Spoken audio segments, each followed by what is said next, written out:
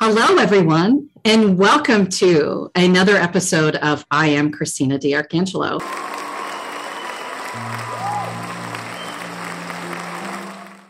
Today is the first day of March, and it is also the first day of Women History Month. So we strategically had our guest on today, Lisa Foster. Thank you so much for joining us, Lisa. Why don't you tell everybody a little bit about yourself? Okay, thank you for having me, Christine. I'm really thrilled to be here, and I love it that it is the beginning of Women's History Month. It's so great. I am currently a business coach, and I work with people on emotional intelligence and creating conditions for high performance where everybody feels supported and can do their best. But my background, I'm an entrepreneur. Sometimes I say I was an accidental entrepreneur. I started my career as an English teacher. I have a PhD in English and taught English for a while. And I found reusable bags in 2005 on a trip to Australia. And I just became obsessed. And what I realized when I started to see what the damage was that single-use plastic bags were having on our environment, and actually paper bags too. It hit my moral center. I just realized we as a country we were using 1 billion bags a day. About a third of those bags escape trash collection. We think we're throwing it away. It blows out of the trash can. It can blow out of your trash when it's from the curb into the trash truck. They blow right out of there. They blow out of the trash truck, out of landfill. Yes. Right. And they're in our environment, and they break up into little pieces, and they're going into our ocean, and it's coming back to us in our food supply. Right. And I started to realize, wait a minute, 1 billion bags a day, and a third of them are not being collected properly. That's 1 billion bags into our environment every 3 days, like 2 billion bags falling into the ocean every week. And the numbers are really staggering. Currently, the estimates are that there is a dump truck's worth of plastic going into our ocean every minute. It's horrendous. So it's just staggering. And because it's so cheap, and because in a lot of ways, plastic industry has found ways that we do not pay for it, right? They're free. So it's kind of amazing. It really is the most ubiquitous item on earth. And yet we almost don't notice it. That's right. Hey, you get one, you don't get one, you throw it away. We never think about this thing that is all over the place. And I'll tell you what, living in California, I got immediately into the no plastic bag thing, way of life. So when I was out there, 2005 to 10, I would have stayed longer, but came back because of my pop. That's exactly when I was working. Exactly. It's like I came back here now. I'm in Philly, right? They don't, no offense, but they're not like, it's not like California, right? And so Right. People think I'm a weirdo still. Now I've been back a long time. It's been 12 years now, almost. It'll be 12 years. And I come out with my plastic, not my plastic, pardon me, Your reusable my tote bags, right? All my reusable during COVID, reusable. I don't use plastic at all because I don't, for the very reason that it gets into the ocean, animals choke on them, it gets caught around their throat. I see them at the beach on the East Coast blowing around on the beach land. And my son's like, Mom, this is going into the ocean, the same exact point that you made. So I'm happy about at least the kids are paying attention now because, they talk about it in school. But when we were in school, they didn't talk about plastic bags going into the ocean. They were talking about other things. Yeah, no, I was shocked when I really understood and learned about all of those impacts. And it hit my moral center. And I was an English teacher, and I said, we have to go reusable. And I kept talking about it when I came back from Australia. And one of my friends just said to me, she goes, Lisa, we don't have to do anything. You have to do it. You are obsessed. Just do something about it. I'm like, fine, I will. And I had no idea how to do a business, how to run a business. Seriously, give me Shakespeare. I can do that, right? But give me a spreadsheet and like invoicing. I was like, I don't know what I'm doing. It's a completely different, business acclimate. Completely different. But I had to. I was like so driven by my heart and like that moral imperative. And so I started talking to people, and people were so generous with their advice. And they said, well, you may not make any money, but if you're going to do it, you would start this way. You might want to do this. You might want to do that. And I just listened to all the good advice that I was hearing. And I took up a tipping point strategy, and I found a supplier in China who is still my best friend to this day. She's amazing. She's wonderful. And I'm very lucky to have found her. And I started importing bags. I got my teaching job back. So my first year in business, I taught English first, second, and third period. Fourth period, I had a break. So I'd go to the stairs overlooking the faculty parking lot and started making cold calls. I sold 250,000 bags my first year. That's amazing. I quit teaching. I sold 2 million bags my next year, and I sold 8 million bags the next year. So it was a classic hockey stick curve. And so when you remember from 2005 to 2010 in California, that's exactly when it hit. I started making calls in 2005. And then in 2006, I quit teaching. And that was when Al Gore came out with An Inconvenient Truth. And suddenly people started to realize what global warming was about. Before that, it was kind of this tenuous theory. It wasn't very well understood.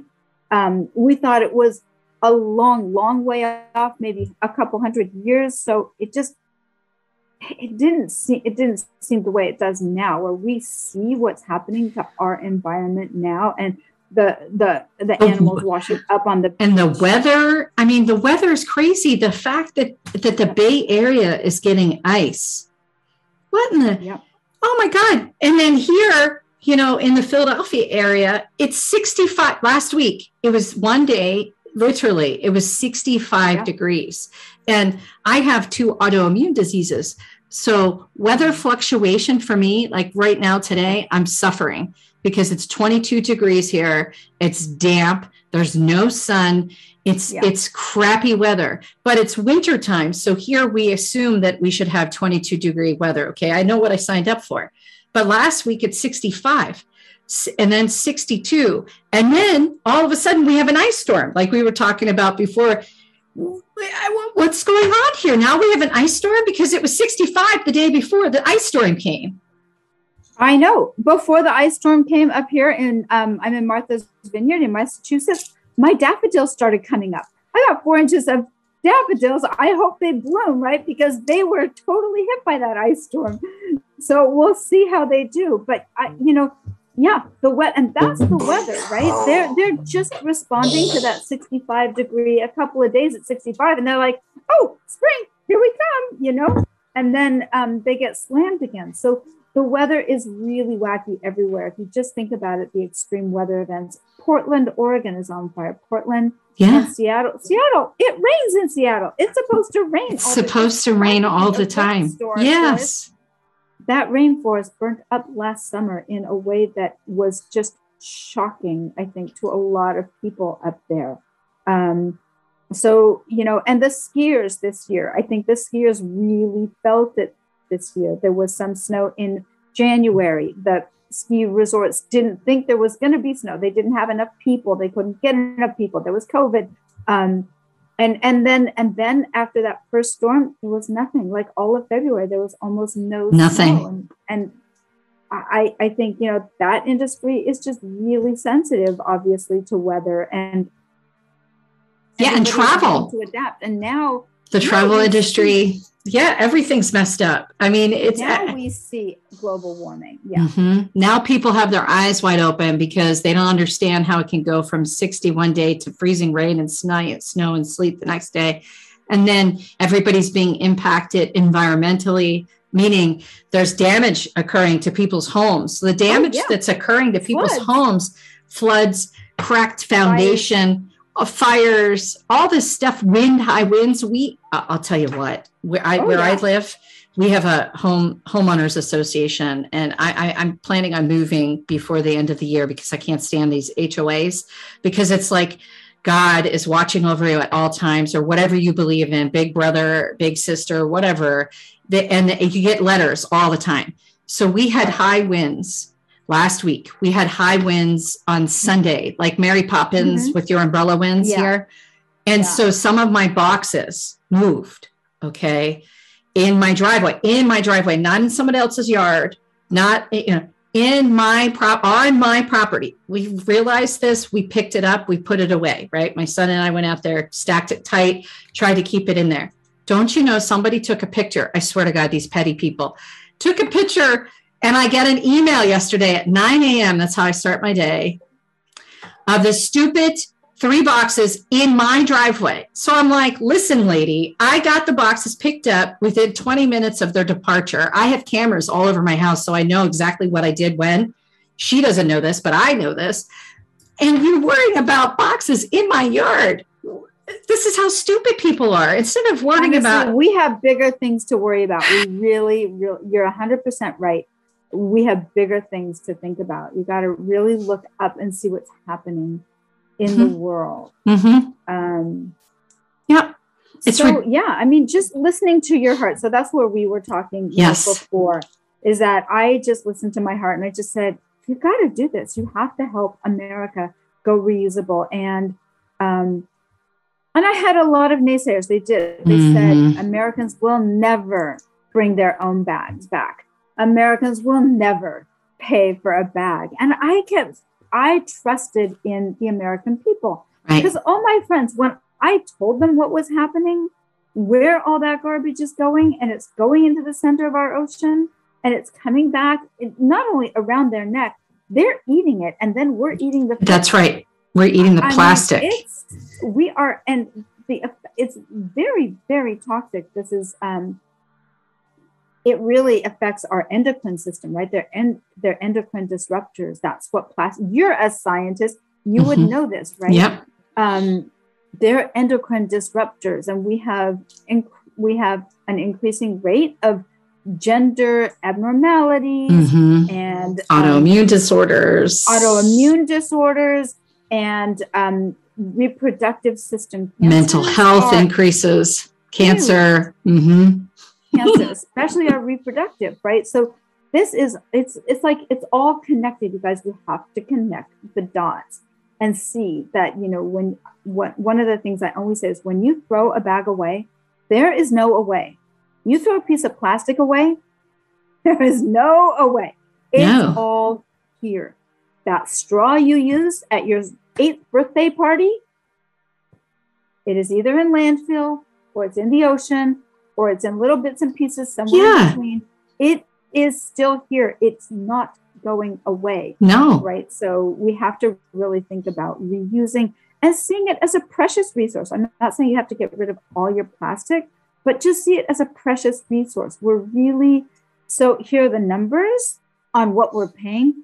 When I started in 2005, the plastic bag industry alone was a $4 billion a year industry in the US. So you think about it, right? Grocery stores are paying $4 billion for those. Believe me, they are charging you. It's not a free bag. No. What they do is they put that cost as overhead. Right. So they're charging you in every gallon of milk, every light bulb, every apple, every orange, right? Everything in the store pays for those bags. So you're paying to destroy the environment on top of the fact of using the plastic bag, because nobody does anything for free, folks. Those plastic bag makers are making a lot of money, and they're not donating any money back to they're not donating any money back to the environment, right? To the EPA, to research, nothing. They're just pocketing your money. It's almost like Purdue and the opiates, right? Just sending them out like candy. Right. They made all this money. It's the same thing with the plastic bags, folks. That is exactly right. And then guess who bears the cost of all the cleanup? right? We do. And the aftermath, right? The taxpayers. And our health. Hey, let's just talk about our health, right? Only, yes, our hits health. us in the pocket, our health, our environment, everything is messed up. It's a whole life cycle of nonsense because it can be fixed, right? And you have a solution. It's a good solution. I'm all for it because I've been doing this since 2005. You don't have to sell me to this.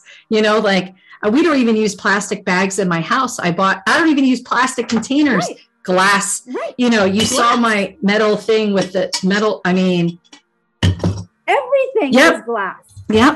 Everything is ceramic, glass, metal, all of that. You know, like somebody said to me, well, if only they would just come up with something that's better than Tupperware. I said, mason jars? Yeah. Like we did. Yeah. Back in the day, in the 1900s, what do you think they were using, people? Do you think they had Ziploc baggies? No offense to Ziploc, but no, they sure as frig didn't. Mason jars. And they're cheap. Yes. You could buy them at the dollar store. Mm-hmm. Yeah. Get them at the dollar store. Get them at the hardware store. That's how I have chia. Chia. And it's great. I eat chia pudding usually for breakfast. It's chia because, you know, I'm on an anti-inflammatory diet. No surprise. And so I have chia pudding with oat milk with peanut butter chunks in it every day. It's very good. And it's in a mason jar. I literally, you don't see me get a straw out. I don't even need a spoon because it's liquidy enough that I can drink it like a shake almost. And I enjoy that. There's ways to deal with this issue. You don't have to get the paper out, the plastic out, all this other stuff. I mean, honestly, we already have the resources to our availability. We just have to make an active choice not to conform to using this plastic. It goes back to conformity in society, like we were talking about before we got on here. That's that expectations. And, you know, it was really interesting because I've thought about this really a lot. When I first got to Australia, we were there for 6 months. My husband had a project and we pulled our kids out of school and we moved there. And I was like, kind of had to give up my job. I did get it back, but I was told, you know, if you can, you know, when you come back, you can apply if there's a job available. And I was like, oh, okay. How nice. I was fired. But, you know, family first. And I'd rather get a new job than a new family. So we went, and I'm a little grumpy about the whole thing. Who wouldn't be? And I'm jet lagged. And I go to the grocery store on day one and I get all of this stuff and I get there and the woman at checkout said, would you like a bag? And like, at first I was just like, I just wanted to be short with her. I was just going to be like, oh, how do you think I'm going to get all this home? Of course, like it seemed like such a stupid question. But when I went to Australia, one of the things I promised myself, and I always do this, right, is that if I'm going to be something, I'm going to try to be the best at it. I'm going to be the best I can be at it. And that's my dedication to myself. And so I thought, well, don't yell at this woman. Just if I'm going to be, you know, in Australia, I'm going to be the best stay-at-home mom in Australia. Mm-hmm. Like I didn't know what that was going to look like, but I was like, just dedicated to that idea. So I thought, okay, what am I supposed to say? Her expectation, would you like a bag? Signal. It's not paper or plastic. There's a different expectation. I had to really look around. There's a woman in front of me with her green bags, and there's a woman behind me holding her own bags. And I realized what I was supposed to say. The expectation was, I would say, no, thanks, I have my own. That's what a good Australian mom would do. And I'm like, don't have my bags. If there's a stack of them for 99 cents right there, I said, I'll just take a couple of these. And I put them on the belt and I got home. And for the first time, I think in my whole life, I filled up the fridge and I did not fill up the trash can. And I was like, I usually have to take my trash out after I go to the grocery store. But they just use less packaging. And I realized we want what's inside the packaging. Right. We don't need all that packaging. Right. Well, that's not what there's no value add. I don't want all that crap. I really don't. Because I'll get a letter in the mail. Right? Because, you've got there's like all this stuff. This is true with our whole food supply, right? We throw away a third of the food we grow and buy in America. A third. We're talking, we have people who are hungry in this country. That's right. That's right. Why are we throwing away? Why do we have to buy, a pack of 4 cucumbers? I just want one. Exactly. That's how that's what I shift it, because I used to have, it used to be, my ex-husband, my son, me, my stepson, every other weekend. So we had a lot of food all the time. And I was not making enough food. I had leftovers, just like you said. So I just pivoted about, it was last year, maybe the year before. No, I'm sorry. It was probably, I'm sorry. I'm just trying to remember. We're in 2022. So it was like late 2020. Yep. I decided I can outsource cooking. I love to cook, but I'm a single mom. I hate to say this all the time, but I've got a lot of stuff I have to take care of with my kid and all the jobs and the patients. As you know, I was like, listen, I have to pay attention to my phone. I've got a patient having a cardiac issue today. So, so I outsourced it. Right. And so now since I've done that, Jeannie, that's my chef. She's wonderful. She cooks anti-inflammatory. She's organic. She cooks the way we would like her to cook, and she portion controls. So now we'll have little bits of leftovers here and there, but I can tell you, Lisa, emphatically, we do not throw away as much food anymore. It's awareness. It's all about being aware. And I know that transition. I had 2 kids, and then suddenly my kids are in college, and I started, I was like, I made chili for an army, and I was like, my husband, what am I going to do with all this? Like, oh my gosh, that's a lot of chili. And I started using my freezer more. But it is a transition to bring down your portions to what you're going to eat. Right. And then tomorrow you can eat something else. That we don't have a shortage of food. No. That is the thing we have to keep in mind. And so really being mindful about our resources, what we are taking, and what we're doing with it and not throwing it away. At one point I started to think, it started to feel so excessive, right? Like we were taking because the plastic, it's made of petroleum, which we know is a precious resource, right? We know we have to be really careful if we're going to burn it, and maybe we shouldn't, but if we are, we should be pretty mindful. We shouldn't be throwing it away. It felt like we're taking the pump, sticking it in the trash can, turning it on and letting it flow, and then paying the bill.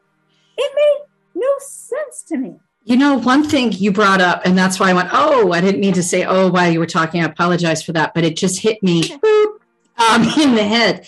So when you were talking about, this is something that's really important, I feel that we have to bring up relative to this whole crisis with the plastic bags, the trash, overutilization, or purchasing of food, et cetera. Do you know that our armed forces, ex-US, were told to burn trash because they had nowhere to put it? I've heard this. They're inhaling it. They had some lung issues from it. That's why I'm bringing this up, because they started coming to us because, the nonprofit, because they're having lung issues, pulmonarily wise. Health issues. So that's coming up too. So I just wanted to be inhaling that. No, we shouldn't be burning trash, period. What are we thinking? So I just wanted to bring that up because when you were talking about petroleum and burning, it triggered my brain to remember to mention, because this is an important thing, because not everybody understands this, that our armed forces who are fighting for our country are told to burn trash and then suffer consequences thereafter from burning the trash. But we all suffer the consequences. They get the immediate, but look, anything it goes in the atmosphere. Our atmosphere, that's on all of us. That's on all of us. And that we started, we did start talking about global warming. And our crazy weather, and fires in Oregon, and floods, and extreme heat, extreme cold, sometimes one day right against another. And it's just, when I was a kid growing up, I grew up in Utah, and January and February, they were cold. We did not have like some warm days, some cold. No, it was cold. It was snowing, guaranteed. Right. You didn't have warm days. Yes. No, that's not winter. We never had warm days. And then look at Florida. The iguanas are falling out of the trees. and the lizards, because they freeze to death. They don't die, but they freeze and then they drop down. They can't hold on. They can't hang on. I mean, okay, so speaking of hanging on, we're ending. We're nearing our time, actually, because believe it or not, we've already spoke a lot about this. So I'm going to have you back on, though, because I'd like to talk to you about your book, Lisa.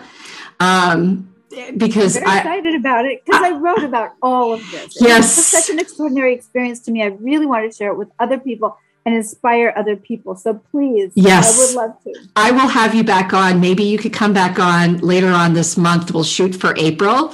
And that way we could talk about on Earth Day. Okay, perfect. Earth Day, okay. April 22nd. Yeah. Okay. Bad Lady. Perfect. So let's do that, Lisa. I'll have you back on. We'll talk about your book, and then we'll talk about some more stuff about, integrity-based leadership and heart-centric leadership, because that's definitely who you are as a human, which very much aligns with who I am as a human. And so I think our viewers and listeners would like to listen to that. So I'll have you back on if you don't mind. I would love it. I would really love it. Really enjoyed this time with you, Christina. Thank you so much. Thank you so much. I really appreciate everything about you and everything you're doing, and the fact that you're brave, because it's not brave to do what you did, to give up your job. I mean, seriously, that's what you ended up doing. Yes, you made some revenue, but as entrepreneurs, we always cross our fingers, because you can have heydays and then boom, things blow up like, hey, COVID-19 happens, So it's a leap of faith. Yeah. Right? Yeah. It definitely you have to believe in yourself, because you don't know if anyone else is going to. You just have to believe and put your heart in it. And I think if you really, really do, if you really believe, you really put your heart into it, you bring value, and people will recognize that. And that's the byproduct. Like, what you're doing is not making money. You're there giving value to people. And yes, of course, you should be supported doing that. And that's the main thing, heart-centered. I absolutely agree with you. So with that, I'm going to end today's show with our reminder. Remember, everyone, we are the same. I am Christina DiArcangelo. Thank you for joining us today.